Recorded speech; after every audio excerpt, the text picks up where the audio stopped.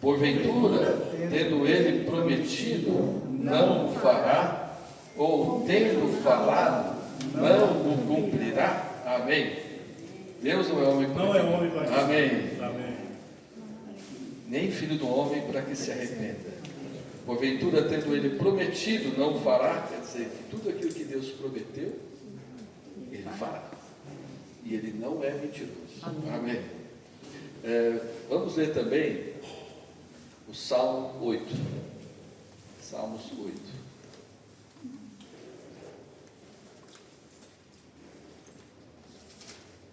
Nós vamos ler muitos versículos hoje, tá bom, irmãos? Amém. Tá bom? Tem bastante coisa mesmo. Salmos 8, versículo 1 e o versículo 9.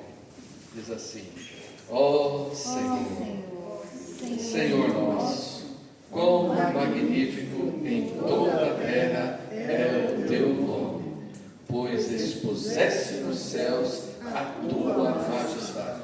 Que tal lemos todos juntos, só uma voz, com todo o nosso coração? Vamos lá. Ó Senhor, Senhor nosso, quão magnífico em toda a terra é o teu nome, pois expuseste nos céus a tua majestade. Agora o versículo 9, ele começou e termina, vamos lá. Ó Senhor, Senhor nosso, quão magnífico em toda a terra é o teu nome. Amém. Irmãos, nas semanas passadas nós vimos sobre a Bíblia, né? A Bíblia sendo a nossa base da nossa fé, sendo a palavra que foi inspirada por Deus, a qual é útil, né? Para o nosso ensino, para a nossa educação, para a nossa repreensão, e ela é útil também para nos fazer sábios para a salvação. Amém. A palavra, ela é leite para o nosso crescimento, ela é um alimento sólido para o nosso amadurecimento. Então nós vimos quão importante é a Bíblia na nossa vida. Depois nós vimos sobre a graça, né? Nós somos salvos pela graça, não é por mérito, não é por obras, nós somos salvos pela graça, e a graça continua nos salvando. Por meio da graça nós vamos sendo libertos, né? Nós vamos sendo fortalecidos, supridos, fortificados, fundamentados. Por isso que Paulo termina todas as epístolas dele falando: a graça seja convosco. Amém. Quer dizer, graça é o próprio Deus em Cristo vindo para nos suprir naquilo que nós precisamos. E na semana passada foi falado sobre fé, né? A fé é o meio pelo qual nós acessamos essa graça. Tudo que Deus fez em Cristo por nós, como que nós temos acesso? Do lado dele está tudo pronto, não é? É que nem, por exemplo, a instalação aqui está tudo pronto, apesar que tem as luzes. Mais ou menos pronto. Nós vamos ver, nós vamos ajudar a escola nisso, né? Vamos ver. Quer dizer, a instalação está pronta, quem tem os defeitos, como tudo da velha criação. Mas para acessar isso aqui, nós precisamos só disso aqui, não é? Aqui, ó. Não é? Isso é fé. É simples, não é? Quer dizer, se não tivesse tudo pronto, irmãos, adiantaria ter fé? Só há sentido de termos fé porque Deus já fez tudo. E Ele só pede de nós uma coisa: crer. Irmãos, a gente não sabe como para Deus isso é importante. O ato simples de crer. Por isso que lá em Hebreus fala que jamais haja em nós um coração perverso de incredulidade, que nos afaste do Deus vivo. Olha só, então o escritor ali fala: irmãos, olha, não deixa a incredulidade entrar no seu coração. Por quê? Porque Deus já deixou tudo pronto. Então quando nós cremos, e isso é um ato que vem de Deus, né? A fé vem de Deus e vem da palavra. Amém. Vem de nós termos contato com a palavra, né? A fé vem pelo ouvir e ouvir a palavra de Cristo. Quanto mais contato que nós temos com a palavra, mais nós vamos vendo a grandiosidade de tudo que Deus é, de tudo que Deus fez, e isso vai gerando em nós fé, né? Que a gente cantou hoje, a gente leu hoje. Isso vai produzindo em nós algo que não vem de nós, vem de Deus. A fé é dom de Deus. Bom, e hoje? Hoje nós vamos falar, hoje e no próximo domingo, nós vamos falar dessa pessoa que é o centro de toda a Bíblia, Cristo. Tudo está em Cristo. Tudo que Deus é, tudo que Deus fez, tudo que Deus fará, está em Cristo. E a gente pode perguntar, bom, nós cremos em Cristo porque Cristo já veio, né? Não é? Nós temos hoje, partimos o pão em memória dele, em lembrança de tudo que ele é, do que ele fez, porque ele já veio, não é? E nós sabemos que ele veio, não é não? E agora, aqueles que viveram antes dele, como que é? Se nós hoje cremos porque ele já veio, e aqueles que viveram antes dele vir, como que eles obtiveram acesso à salvação? Hã? É por fé. Por fé naquele que viria. Por fé nas promessas daquele que viria. Eles creram. Eles usaram a fé deles por alguém que viria. E ele já veio. Amém. Agora nós estamos aqui e nós cremos naquele que já veio. Só que aquele que veio, ele virá. Né? Então hoje nós estamos na mesma posição que eles estiveram lá atrás, quando eles estavam esperando a primeira vinda. Agora nós estamos aqui na posição daqueles que estão esperando a segunda vinda do Senhor. Em Mateus capítulo 1 tem uma lista de um monte de nome lá, tem uns nomes até esquisitos. Você pode achar esquisito, só que aqueles nomes foram quem trouxeram o Senhor pela primeira vez. Daí eu que sou um concurseiro, esse negócio de velista é um negócio interessante, né? Você fica procurando o seu nome lá, né? Nós temos aqui em Mateus registros das pessoas que fizeram parte desse rol, que trouxeram, as pessoas que trouxeram o Senhor a primeira vez. Eu pergunto, quem quer fazer parte do rol daqueles que vão trazer o Senhor pela segunda vez? Amém. E não somos só nós aqui, nós só queremos fazer parte desses. Né? Nós não somos um grupo especial, exclusivo, que nós é que vamos. Não. Irmão, tira isso da cabeça. Né? Nós não somos nem longe de nós ter essa prepotência. Há cristãos espalhados em toda a terra, almejando, esperando e apressando a vinda do Senhor. Amém. Pessoas que pela fé estão aí. Por exemplo, nós recebemos recentemente um testemunho, desculpa os parentes que eu faço, mas que eu não aguento. É um casal que eles são sírios, ele é sírio, né, a esposa dele é brasileira, foram para Síria visitar os pais, e chegando lá eles têm uma reunião uma vez por mês, irmãos, no meio de bombardeios, né? É uma situação bem diferente da nossa, né? Mas eles estão reunindo aqui no ouvido, pum! Você nem sabe se sua casa está lá ainda, né? Quando você sair da reunião. E eles foram lá, eles reuniram uma vez por mês e encontraram um jovem brilhando de amor pelo Senhor. Um evangelista, sabe como ele foi salvo? Lendo o Alcorão. Quando ele leu o Alcorão fala de vários profetas. E um deles é Jesus. Ele falou, peraí, eu não conheço esse profeta aqui. Esse famoso. Ele foi ler o Novo Testamento para conhecer esse profeta. Sabe o que aconteceu? Em um dia, ele leu o Novo Testamento todo dia. E se converteu. E se encheu do Senhor. E tá assim, e brilhou na casa dele. A vida dele mudou conhecendo Jesus. Ele falou assim, Maomé, desculpa. Você pode ser um profeta, mas você não é o profeta. Amém. Ele pegou, botou o Maomé de lado e hoje ele está pregando o Evangelho. Ele está sendo perseguido. Só para mostrar, irmãos, assim, como que essa questão de há tantas pessoas que hoje estão vivendo, né, nos países mais inóspitos que nós podemos imaginar, com essa fé. Qual a fé?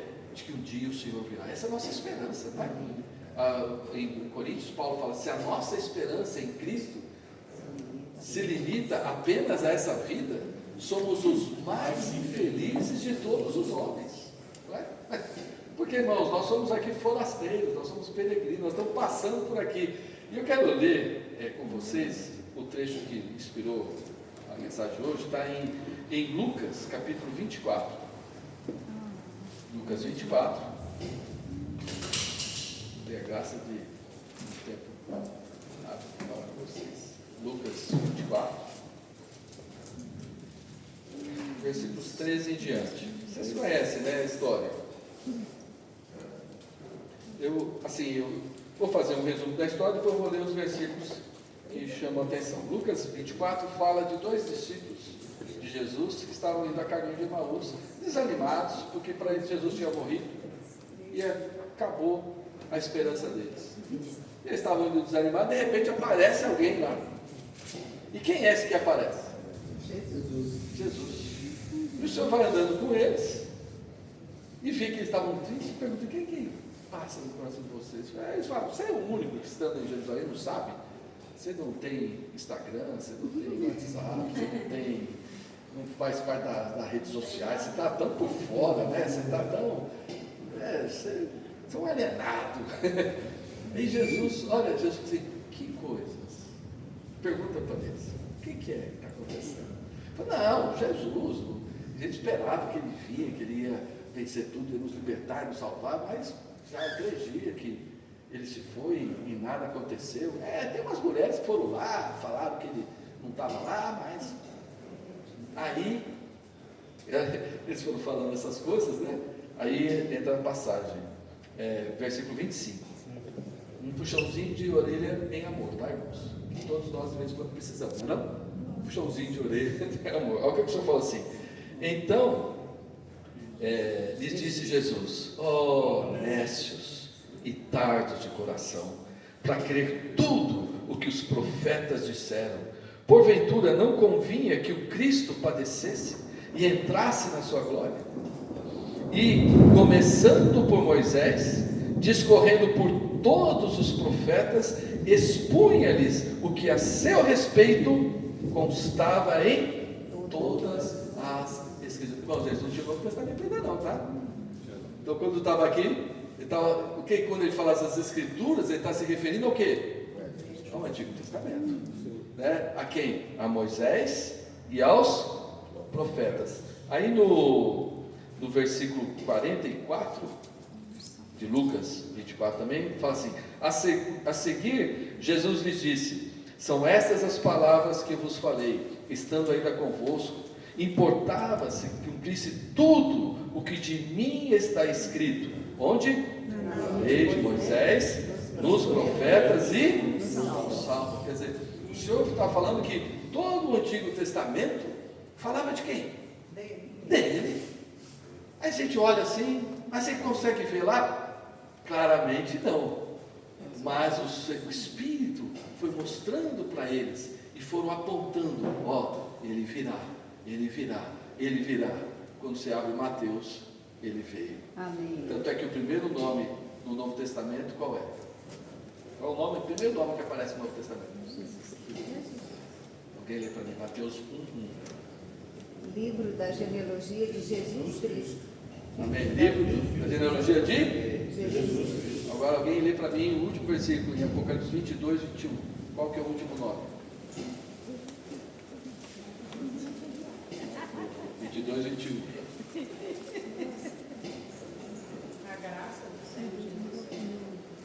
A graça do Senhor Jesus seja convosco. Aí tem um versículo anterior que fala: eu sou o alfa e o ômega, o princípio e o fim. Tudo começa nele e termina nele. Amém. Irmãos, tudo está em Cristo. Amém. Então, o Novo Testamento certamente fala dele, mas não é só o Novo Testamento. Todas as Escrituras falam dele. E para confirmar isso, lá em Hebreus, capítulo 11, Hebreus 11, conhecido como capítulo, fala dos heróis da fé, né? Eles falam disso. Esses heróis da fé não eram tão heróis não, tá, irmãos? Mas o que foi registrado aqui foi o que eles fizeram pela fé. Deus sela o que nós fazemos pela fé. Amém? Eles cometeram muitos erros, mas houve coisas que eles fizeram por fé, e o Espírito Santo selou. Então no final do capítulo 11, na verdade no meio, né, versículo 8, fala assim, falando de Abraão, né? Pela fé Abraão, quando chamado, obedeceu,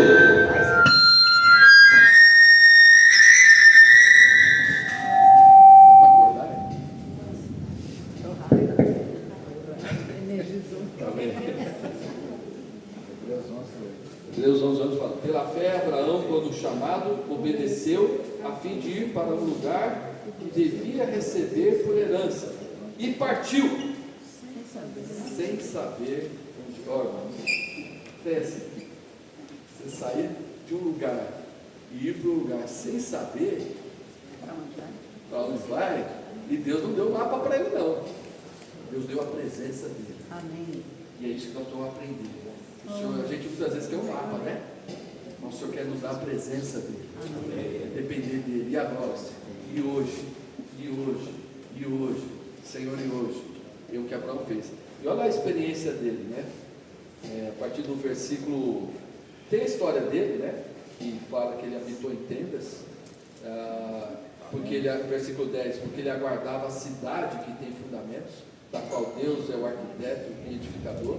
Aí no versículo 13, fala assim, falando, né, desde lá de Abel e dos outros, né, que foram os patriarcas, fala, todos estes morreram na fé, sem ter obtido as promessas. Mas olha aqui, irmãos, versículo 13, vendo-as, porém, de longe, e saudando-as, confessando que eram estrangeiros e peregrinos sobre a terra. Porque os que falam deste modo manifestam estar procurando uma pátria. E se na verdade se lembrassem daquela de onde saíram, teriam oportunidade.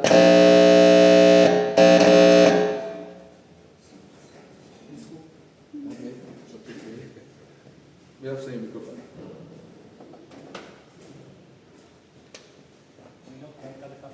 Tá. Alô? Alô? Amém. E na verdade, se lembrassem daquela de onde saíram, teriam oportunidade de voltar. Mas agora aspiram a uma pátria superior, isto é, celestial. Por isso, olha, irmãos, por isso, Deus não se envergonha deles. Significa que um dia Deus vai se envergonhar de alguns. Não é não? Se o Senhor fala deles, ele não se envergonha, significa que ele vai se envergonhar de alguns. Não é? E fala assim, de ser chamado o seu Deus, porquanto lhes preparou uma cidade. Então, vejam, esses irmãos que viveram pela fé, eles não obtiveram as promessas, mas eles as viram de longe, e eles as saudaram, eles estavam vendo algo por fé, ele virá, e o Senhor veio, mas eles não tiveram a concretização da promessa, né, que eles viram, e nós já tivemos, irmão. Da primeira vinda, nós já tivemos, agora da segunda vinda, é promessa para nós. E o que nós devemos fazer? Voltar atrás? Não. Acreditar. É fazer como eles. Para nós ainda parece que está longe. É que está tão longe, a vida do Senhor está próxima. Né? Nós não estamos saudando tão de longe, não. Está muito próximo. O que nós temos que fazer? Viver pela fé. Amém. Aí agora falando de Moisés, versículo 24. Pela fé, Moisés, quando já homem feito, recusou ser chamado filho da filha de Faraó, preferindo ser maltratado junto com o povo de Deus, a usufruir prazeres transitórios do pecado, porquanto considerou o opróbrio de Cristo. Moisés, Cristo, vamos ver, ele considerou o opróbrio de por maiores riquezas do que os tesouros do Egito, porque contemplava o galardão. Pela fé, ele abandonou o Egito, não ficando amedrontado com a cólera do rei, antes permaneceu firme, como quem vê aquele que é invisível. Fala para quem está atrás, vamos permanecer firmes. Como quem vê aquele que é invisível. Irmãos, isso é fé. Olha, ele não ficou amedrontado, não. O faraó lá deu um decreto, e muitas vezes nós ficamos amedrontados, irmão, com os decretos. Nós temos que viver pela fé. O justo viverá pela fé. Nós somos os da fé, né? Nós somos aqueles que não estão atentando para as coisas que se veem, mas para as que nós não vemos, não é? Porque as que se veem são passageiras, e as que se não veem são eternas. Então, irmãos, mostrando aqui, olha, aí no finalzinho do capítulo 11, ele faz um resumo de todos, né? No final do capítulo 11, versículo 39, fala: ora, todos estes obtiveram bom testemunho por sua fé. Não obtiveram, contudo, a concretização da, por haver Deus provido coisa superior a nosso respeito, para que eles, sem nós, não fossem aperfeiçoados. Então, assim, todos esses, lá do Antigo Testamento, eles tiveram a promessa, eles viram que Deus não é homem para que minta, e tudo aquilo que Deus prometeu, ele iria cumprir, e ele cumpriu. Não no tempo deles, mas Deus cumpriu, não é? Cumpriu. Para alguns o Senhor apareceu, foi o caso mais Lucas, com Simeão, profetiza Ana, né? Para alguns eles tiveram a concretização, mas para todos esses que estão escritos aqui no Antigo Testamento, mas como que eles, irmãos, eles creram na promessa? E Deus é fiel. Amém. Lá em Apocalipse, o anjo fala para o Senhor, para João: escreve, pois essas palavras são fiéis e verdadeiras. Amém? Essas palavras são fiéis e verdadeiras. Então, quando você lê a Bíblia, irmãos, sabe, aqui é um livro de promessas. E as promessas que estão aqui, Deus cumpriu. Todas elas ele cumpriu. Nenhuma falhou. E aí, isso eu queria só dar uma pincelada por causa do tempo. Irmãos, só sobre a pessoa de Cristo diretamente, que ele viria, e como ele viria, e o que ele iria passar, tem pelo menos uns 65 livros. Poderia discorrer aqui. Só, mas sem falar dos tipos, das figuras de linguagem que tem no Antigo Testamento que se referem a Cristo, como o Cordeiro, né, como Isaac, como o tabernáculo, como a arca, né, como a nuvem, né, como a coluna de fogo. Tudo isso é um tipo de Cristo, é uma figura. Não quero trocar disso aí. Só o que fala desse que viria. Começa lá em Gênesis, capítulo 3, versículo 15. Vamos lá? Eu não vou ler o do Novo Testamento, só vou ler o dos antigos. Do Novo eu vou dar referência, tá? Gênesis 3, 15. Fala assim: foi depois que Adão e Eva, né, comeram da árvore do conhecimento do bem e do mal, o pecado entrou, a morte entrou, e aí o Senhor foi e repreendeu, falou com Adão, né? Depois ele falou com Eva, depois ele falou com a serpente. Ele tem uma ordem, né? Sim. O Senhor sempre fala primeiro do varão, viu? Quem foi enganada foi a mulher, mas a responsabilidade é do homem. Deus foi lá: ó, Adão, vem cá, sua cabeça, você tem que estar encabeçando a tua casa, não é? Então ele chamou o Adão, falou com ele. Depois, quando ele falou com a mulher, ele fala assim: porém inimizade entre ti, aqui falando para a serpente, né? Porém inimizade entre ti e a mulher, entre a tua descendência e o seu descendente. Este, o descendente da mulher, te ferirá a cabeça, e tu lhe ferirás o calcanhar. Quem é esse descendente da mulher?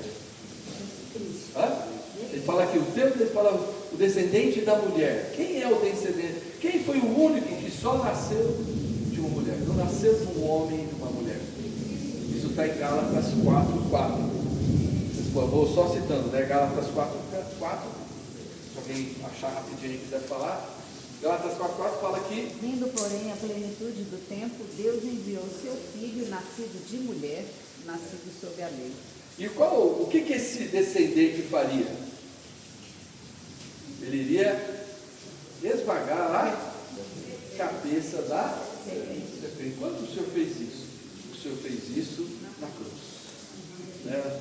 Lá em Hebreus 2,14 fala que o Senhor, ele se sendo homem, né? Ele. Cristo, pois, que os filhos têm participação com humanidade, né? Carne e sangue, deixe também ele, igualmente, participou para que, por sua morte, destruísse aquele que tem o poder da morte, a saber, o diabo. Amém. Então o Senhor na cruz, participando de carne e sangue, o que ele fez? Ele destruiu aquele que tem o poder da morte. E lá em 1 João 3,8, fala também que foi para isso que se manifestou o Filho de Deus, para destruir as obras do diabo. Então você vê, esse versículo lá de Gênesis 3, fala do descendente da mulher. Aí quando a gente vai para Gênesis 17, 8, 3, 8. Quando a gente vai lá para, desculpa ser rapidinho, tá, irmãos? Gênesis 17, 8, aí ele vai falar do descendente de Abraão. 17, 8 fala assim: dar-te-ei e a tua descendência a terra das tuas peregrinações, toda a terra de Canaã, em possessão perpétua, serei seu Deus. Você lê um versículo desse, fala da sua descendência, né? Parece que está falando da descendência de Abraão. Só que essa palavra descendência está no singular, é o teu descendente. Quem que falou isso para nós? Paulo. Paulo, como um bom leitor da Bíblia, ele viu que esse versículo aqui se referia a Cristo. Isso está lá em Gálatas 3,16. Alguém abre aí Gálatas 3,16? Ora, as promessas foram feitas a Abraão e ao seu descendente. Não diz e aos descendentes, como se falando de muitos, porém como de um só, e ao teu descendente, que é Cristo. Amém. O descendente de Abraão é Cristo. Você está falando lá para Abraão, mas já estava apontando para quem? Para Cristo. Irmãos, às vezes a gente vai lendo isso aqui, parece meio seco, mas eu quero que os irmãos percebam o seguinte: se nós estamos em Cristo, nós fazemos parte de todas essas promessas. Lá em Coríntios fala assim: porque tantas quantas são as promessas de Deus, tantas tem nele o sim, porquanto por ele também é o amém, para Deus, para a glória por nós. Quer dizer, todas as promessas que estão em Cristo, se nós estamos em Cristo, nós temos parte dela. Amém? O Senhor lá em Gênesis, ele como descendente da mulher, ele veio para destruir o diabo e as obras dele. Se nós estamos em Cristo, nós destruímos as obras do diabo. Amém. Aqui fala do descendente de Abraão, prometendo a ele uma boa terra. Se nós estamos em Cristo, nós também herdamos a promessa de Deus. Eu quero que os irmãos, ao ver essas passagens, falem: Senhor, me ajuda a estar em Cristo. Amém. É o que eu preciso. É a nossa grande dificuldade, irmão, na verdade, é permanecer nele. E a unção nos ensina a permanecer nele, porque a nossa vitória está em Cristo. Amém. Se nós estamos fora de Cristo, irmão, nós já somos derrotados, não é? E é interessante, né? Porque em Gênesis tinha a árvore do conhecimento do bem e do mal e a árvore da vida, fora de Adão. Hoje essas duas árvores estão dentro de nós, não é? Adão e Cristo estão em nós. Ou nós estamos em Adão, ou nós estamos em Cristo. Aí a gente quer se esforçar para fazer a vontade de Deus em Adão. Vai conseguir? Vai falhar, não é? E a gente fica frustrado. Mas a gente fica frustrado por quê? Porque estamos tentando fazer a vontade de Deus em Adão. O que nós precisamos é estar em Cristo. Como a gente pode estar em Cristo? Invocando o nome dele. Oh, Senhor Jesus. Como podemos estar em Cristo nos arrependendo? Como podemos estar em Cristo orando? Como podemos estar em Cristo louvando? Como podemos estar em Cristo dando graças? A Bíblia fala: em tudo dai graças, porque esta é a vontade de Deus. É difícil fazer, né, irmão? Vamos ser sinceros. Da graça, da desgraça. Dá graças em tudo, mas quando você exercita a fé, você vence. Eu lembro uma vez, eu estava tão oprimido pelas circunstâncias, irmão, que aí em um lapso assim, eu exercitei a fé, falei: mas o Senhor já cumpriu tudo. Irmãos, a opressão foi embora na hora. Sabe por quê? Porque eu criei. E o que o diabo vai fazer quando você crê? Ele pode levantar um monte de circunstâncias. E ele levanta. Um monte de gente, um monte de mentira. Para ele ficar olhando, ficar distraído, tirar a gente de Cristo. Quando você exercita a fé e crê na palavra e toma a palavra como sua, você vence. Amém? Amém. Você supera isso daí. Porque lá em 1 João também fala: essa é a vitória que vence o mundo, a vossa fé. A nossa fé vence. Oh, Senhor Jesus. Vamos continuar. Gênesis 49, 9. Aqui está falando a bênção de Jacó aos filhos dele. E quando ele vai falar de Judá, ele diz o seguinte, Gênesis 29, versículo 9. Gênesis 49, 9. Judá é leãozinho, da presa subiste, filho meu, encurva-se e deita-se como leão, e como leoa, quem o despertará? O cetro não se arredará de Judá, nem o bastão de entre os seus pés, até que venha Siló, e a ele obedecerão os povos. Aqui é maravilhoso esse texto, porque quem é Judá? Fala que ele é um leão. Então, quem é o leão da tribo de Judá? E onde está isso? Apocalipse 5:5. Fala que ele é o leão da tribo de Judá. E aqui fala que ele da presa subiste, significa que ele desceu. Ele desceu para ir atrás da presa. E ele, quando tomou a presa, ele subiu. Sabe o que é isso? Isso está lá em Efésios 4, fala que aquele que desceu é o mesmo que subiu e concedeu dons aos homens. Sabe quem era presa? Nós. O Senhor foi atrás de nós para nos levar. E lá em Efésios fala que quando ele ressuscitou, nós ressuscitamos juntamente com ele. Amém. E ele fala que ele nos fez assentar nos lugares celestiais em Cristo. Quer dizer, mostrando aqui essa promessa, e lá em Apocalipse, falava que não tinha ninguém que era digno de abrir o livro, né? Nem desatar os seus selos, né? Mas aí, eis que o leão da tribo de Judá, ele venceu. Amém. E quando João se virou, o que ele viu? Um cordeiro. É tão maravilhosa a Bíblia, né, irmão? Eis o leão da tribo de Judá. Quem venceu? O Senhor, como um leão, ele venceu. Venceu Satanás, venceu a morte, venceu o pecado. Mas para nós, quando nós voltamos para esse leão, sabe o que ele é para nós? Um cordeiro. Ele é aquele que nos redime. É bem melhor olhar para o cordeiro, né, irmão? Né? Imagina, quando você olhar para o Senhor, imagina o Senhor Francisco como um leão aqui. Venham. Né? Mas como um cordeiro. Quem tem medo de cordeiro? Né? Nós podemos nos aproximar do Senhor, porque para nós Ele é como um cordeiro. Ele é o nosso Redentor. Ele não veio para nos julgar, Ele veio para nos salvar. Agora, para o inimigo dele, Ele é o leão. Vai tocar num dos filhos dele. O Senhor é o leão. Ele é o leão. Amém. Amém. Vamos continuar. Tem tanta coisa, irmãos. Vou ter que selecionar aqui. Porque dos 65 eu só peguei 15, tá? Como ele não tem o dia todo, então vou só ver alguns aqui. Bom, Senhor Jesus, em Isaías 7,4, vou só mencionar alguns, tá? Em Isaías 7,4 fala que o Senhor viria de uma virgem e que o nome dele seria Emanuel. Está lá em Isaías 7,14 e em Mateus 1,23, o cumprimento disso. Ele nasceu de uma virgem e o nome dele foi Emanuel, que significa Deus conosco. Você quer Deus com você? Amém. Em Cristo.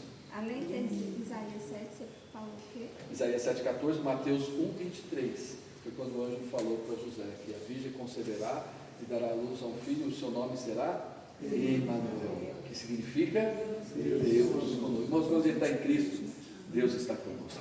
Amém. Amém. Aí depois, Isaías 9,6 fala que um filho nos nasceu, um menino nos nasceu, um filho se nos deu, e o seu nome, o governo está sobre os seus ombros, e o seu nome é maravilhoso, Deus forte, conselheiro, Pai da eternidade. Olha só, ele é um menino, mas o nome dele é Deus. Ele é um filho, mas o nome dele é Pai. É bonito demais, né? Quem é esse? É Jesus. O Senhor, Ele é o menino que nasceu, e Ele é o filho que se nos deu, e o governo está está sobre os seus ombros. Por isso, irmãos, quando os magos foram até a casa, né? Que Jesus já estava lá com suas coisas. O presépio é meio falso, sabe? O presépio que tem aí, bota os magos lá com a manjedoura. Não, na manjedoura, quem foi na manjedoura foram os pastores. Os magos, quando chegaram, Jesus estava numa casa. Né? Por isso que depois eles mataram todos os que tinham as crianças de 2 anos para baixo. Porque Jesus já estava praticamente com isso. Então, mas quando os magos chegaram lá, o que eles fizeram? A Bíblia fala que eles se prostraram e adoraram quem? O menino. Oh, meu, tudo é pela fé, não? Imagina, eles não adoraram Maria, não adoraram José, eles chegaram lá, viram o menino. Imagina, irmãos, porque eles viram que o governo estava sobre os ombros daquele menino, como profetizado lá em Isaías 9:6. É lindo, né? Oh, Senhor Jesus. Vamos lá. Um outro texto que chama Miqueias 5:2. Miqueias, está lá no Antigo Testamento. Miqueias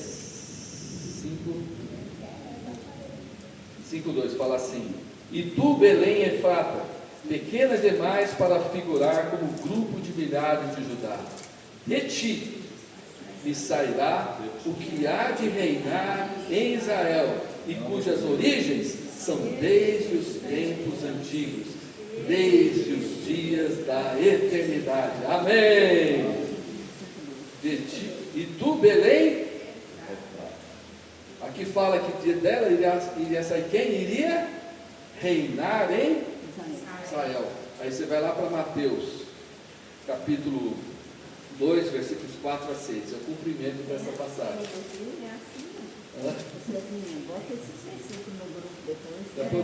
Tá bom. Amém. Mateus, Agora Mateus 2, 4 a 6.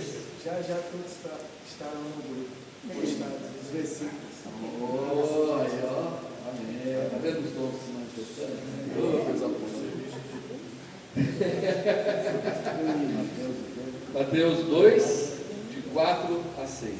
Fala assim: E convocando todos os principais sacerdotes e escribas do povo, indagaram deles onde o Cristo deveria nascer. Olha só, eles falaram: em Belém de Judá, da Judéia. Responderam eles: porque assim está escrito por intermédio do profeta. Qual profeta? Miqueias. E tu, Belém, terra de Judá, não és de modo algum a menor entre os principais de Judá, porque de ti sairá o guia que há de... Lá em Miqueias fala que ele iria reinar. Aqui em Mateus fala que ele vai guiar e vai apacentar. Mostra que o Senhor reina sobre nós, sabe como? Apacentando. Não é apacentando.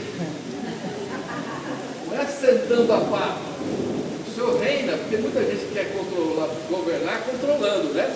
Mandando, dominando. O Senhor, se não é isso, como é que o Senhor reina sobre nós? Cuidando de nós. Nos apacentando, né?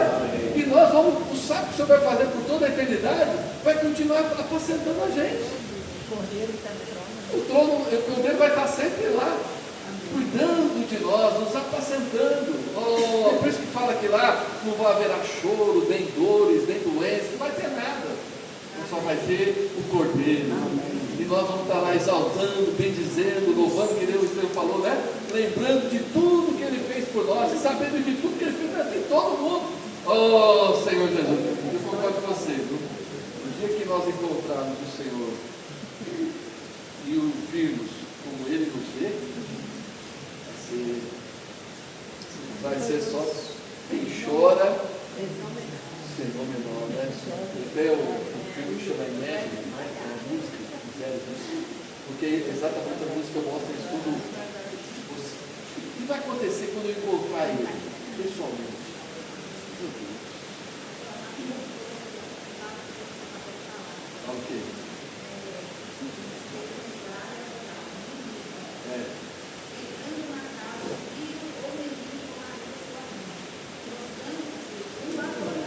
Amém?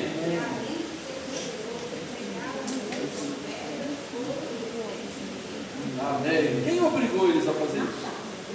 Entraram na casa. Você vê, ninguém foi, irmão, você vê, eles não foram obrigados, ninguém mandou. Eles simplesmente, quando viram o Senhor, eles se prostraram, eles adoraram, eles abriram os seus tesouros e entregaram a Ele. Vamos consagrar a nossa vida ao Senhor. Amém. E nosso coração para o Senhor, eu quero me entregar aqui. Nosso tesourinho é bem pequenininho, né, irmão? É bem miudinho. Mas aquilo que nós temos, vamos entregar ao Senhor. Amém? Bom, outro trecho que eu gosto muito também. O Senhor servo de Deus. Isaías 42, de 1 a 3. Isaías, irmão, tem tanto versículo de Isaías que fala do Senhor. A Paulinha, só o capítulo 53, né, Paulinha? 42. Isaías 42, de 1 a 3, fala assim: Eis aqui o meu servo, a quem sustento, o meu escolhido, em quem minha alma se compraz. Pus sobre ele o meu espírito, e ele promulgará o direito para os gentios. Não clamará, nem gritará, nem fará ouvir a sua voz na praça. Não esmagará a cana quebrada, nem apagará a torcida que fumega. Em verdade, promulgará o direito. Não desanimará, nem se quebrará, até que ponha na terra o direito. E as terras do mar aguardarão a sua doutrina. Aqui está falando de um servo. E esse servo é o Senhor Jesus. Onde é que está isso? Está em Mateus 12, de 17 a 21.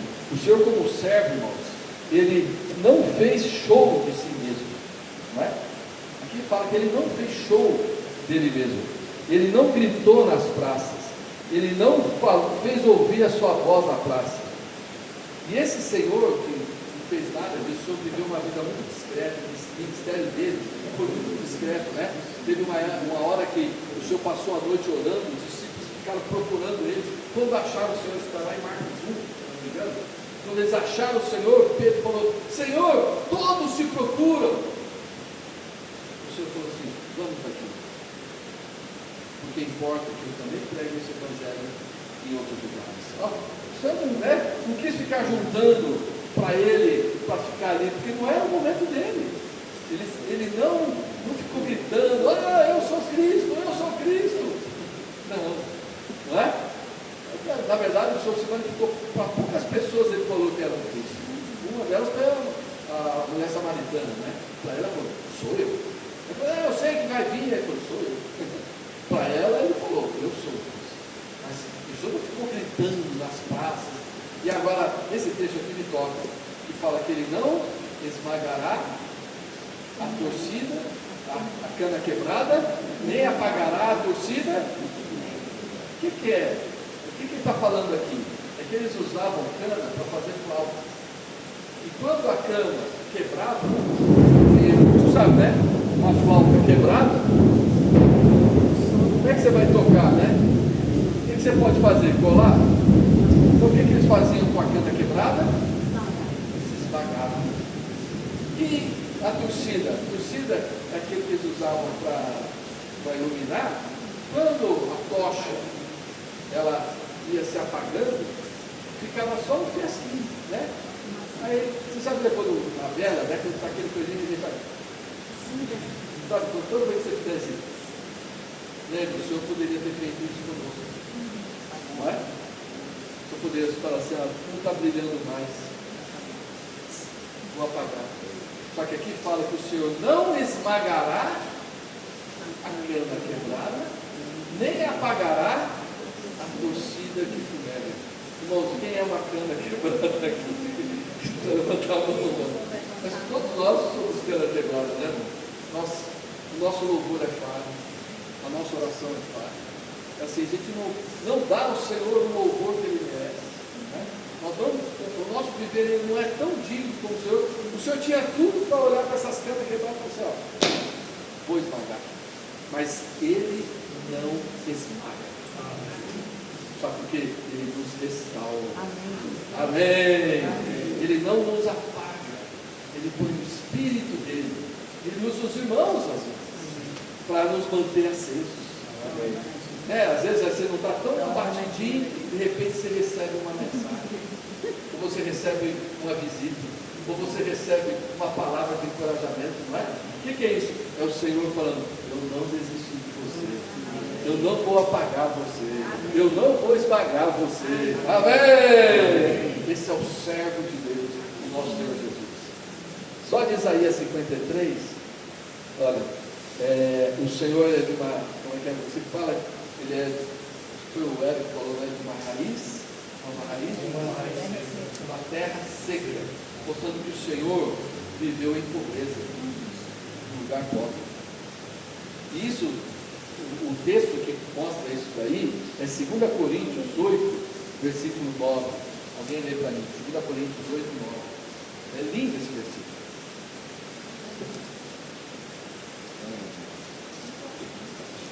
2 Coríntios 8, versículo 9.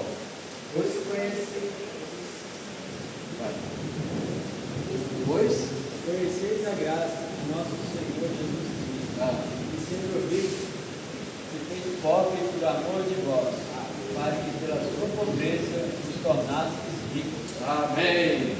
O Senhor é dono dos céus e da terra, o dono do universo. Ele foi como uma raiz de uma terra seca. Ele se fez pobre, para que na sua pobreza nós nos tornássemos ricos. É maravilhoso isso, né? Por isso, irmão, nós vamos consagrar a nossa vida. Oh, Senhor Jesus. Isaías 53, 4 fala que o Senhor carregou, né, as nossas enfermidades. Isso, hoje, nós temos um preâmbulo do Senhor curar as nossas enfermidades. Mas nós vamos ter isso em totalidade no reino. Lá, realmente, o Senhor vai levar embora todas as nossas enfermidades. Mas a maior enfermidade que o Senhor levou sobre si, sabe qual foi? A morte. Essa é uma enfermidade, né? O Senhor da cruz, Ele nos curou da morte, para nos dar a vida eterna. Mas quando a gente parte o pão, nós celebramos a morte que nos deu vida. Oh, Senhor Jesus. Isaías 53, 5 fala que as suas feridas nos curam, né? Isso está lá em 1 Pedro, capítulo 2, versículo 24, que pelas suas feridas fomos sarados. Em Isaías 53, versículo 7, fala que o Senhor foi como uma ovelha muda perante os seus tosqueadores. Em Mateus 26, 62 a 63, é quando o Pilatos falou assim: você não diz nada, você não fala nada para se defender. O senhor estava ali como uma ovelha muda para nos salvar, para cumprir também a profecia de Isaías. E em Isaías 53, 12, fala que ele ia ser colocado entre os transgressores, entre os criminosos. O Senhor foi colocado na cruz entre dois criminosos, não é? E depois lá no final do versículo 12 fala: e pelos transgressores ele intercedeu. O Senhor, quando estava na cruz, né, isso está lá em Isaías, Lucas 23, versículo 34, o Senhor fala assim: Pai, não lhes imputes, eles não sabem o que fazem, perdoa. Para quem que o Senhor estava orando naquela hora? Por aqueles lá e por todos nós. Amém. Pelos transgressores ele, fala assim, graças a Deus. Ele intercedeu. O Senhor intercedeu por mim. Amém. O Senhor intercedeu por nós. Amém. Amém. Senhor Jesus. Bom, irmãos, deixa eu ver aqui. Isaías 52, 13. Tem muitos versículos, né? Isaías 52, 13.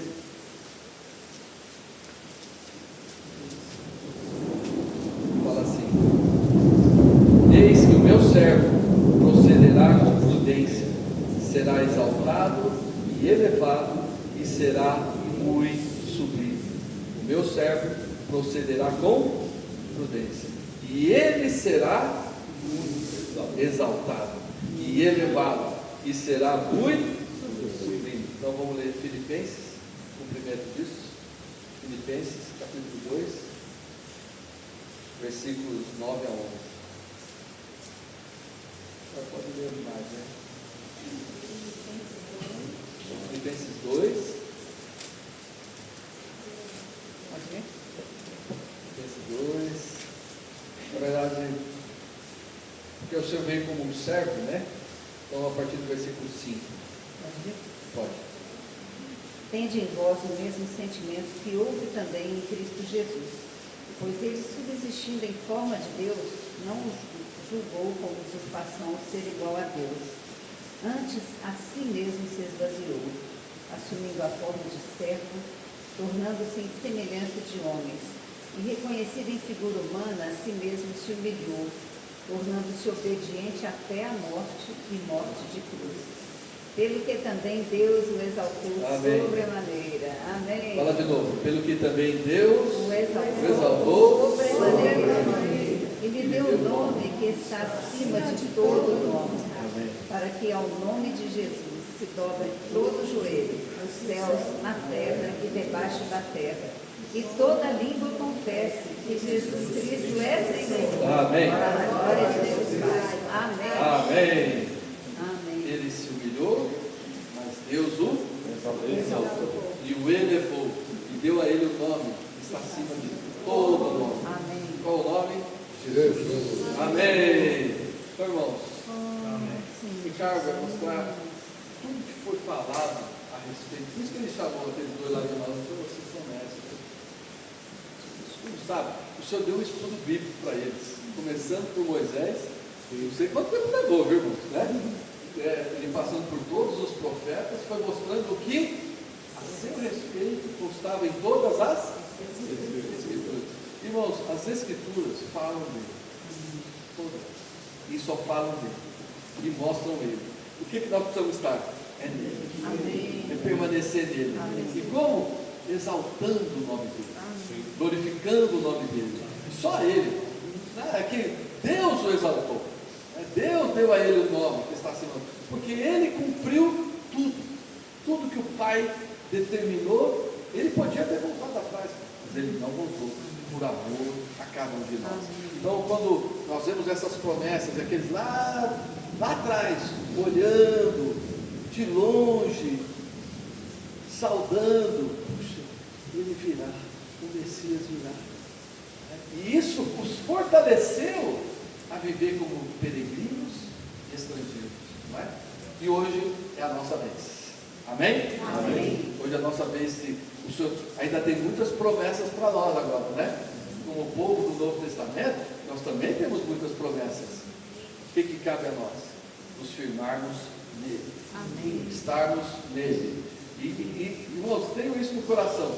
Nenhuma promessa falhou. Amém. Amém. Tá, o Senhor tem o tempo dele para cumprir as promessas dele na nossa vida. Que a gente já falou, algumas ele já cumpriu, outras que ele prometeu, ele vai cumprir. Fica tranquilo, ele é fiel nas suas promessas. Amém? Jesus é o Senhor. Amém. Fica em pé, irmãos. Então a gente orar em pequenos grupos,